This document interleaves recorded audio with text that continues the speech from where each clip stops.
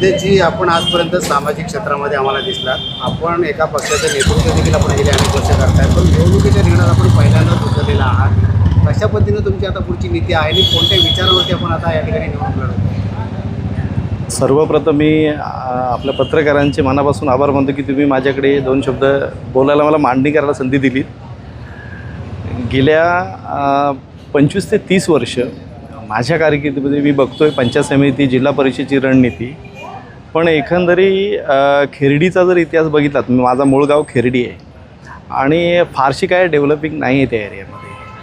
मग कुठेतरी आपल्याला भास वाटतं की यांच्याकडून अपेक्षा होती आम्हाला की जेणेकरून खेर्डीची काय सुधारणा होईल. MIDC एरिया आहे खेर्डीमध्ये, अन्य मोठमोठे व्यावसायिक आहेत, पण एकंदरीत बघत असता हा काही विकासाचा काम मुद्दा दिसत नाही त्यांच्याकडे.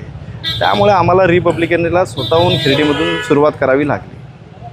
आणि पुढील मुद्दे तुम्हाला असे वाटतात की ज्याच्यावरती आपल्याला मतदारांपर्यंत पोहोचवलं पाहिजे आणि त्यावरती जे मतदार आपल्याला साथ देते?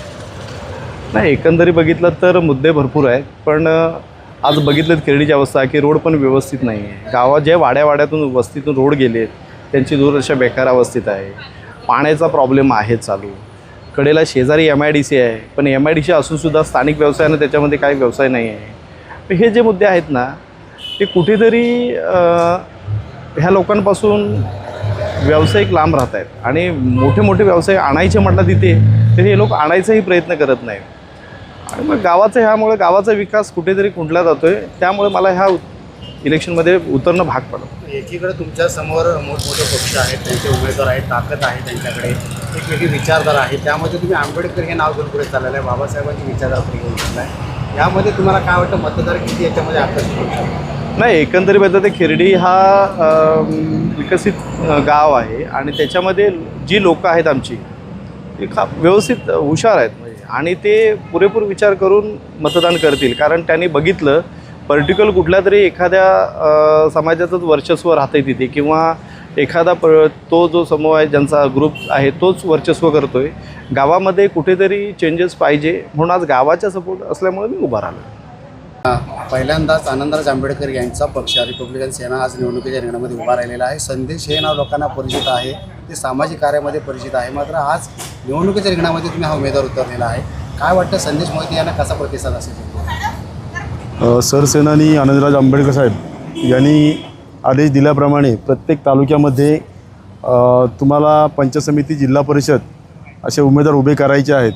आणि आम्ही एकंदर चर्चा केल्यानंतर संदेश मोहितेसारखा एक तरुण तडफदार उमेदवार जो लोकांच्या अनेक ठिकाणी धावत जातो, प्रत्येकाचे अडीअडचणी सोडवतो, अशा उमेदवाराला आम्ही आनंदराज साहेबांना सांगून आम्ही या ठिकाणी संदेशला आम्ही ही उमेदवारी बहाल केलेली आहे. आणि याच्यापुढे संदेशला जे जे मदत लागेल आणि त्यासाठी आम्ही त्याच्या पाठीशी उभे राहू आणि विजयश्री आम्ही खेचून आणू, एवढी आम्हाला आशा वाटते.